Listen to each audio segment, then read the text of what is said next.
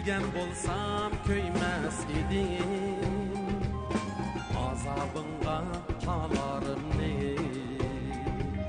Bilgen bolsam söymes idim, azabınga kalarım ne?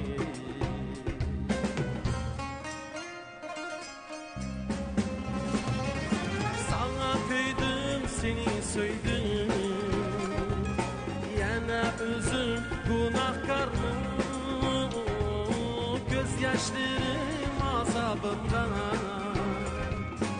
aşıklığım sebepkarım,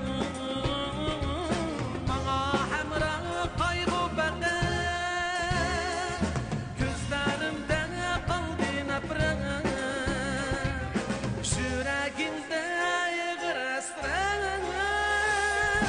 bir vefadın görüp gülben, yüreğimni ezdi hasret,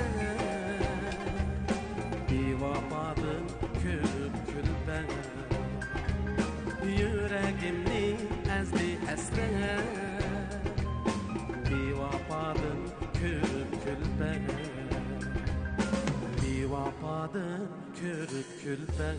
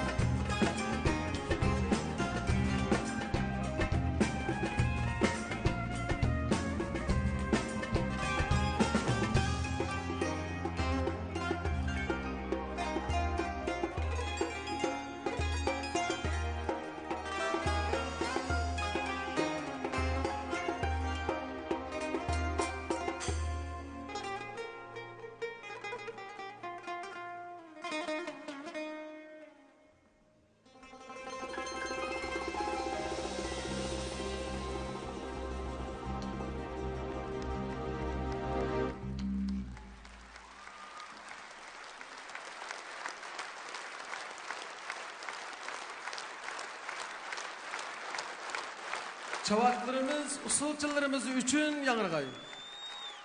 Rahmet.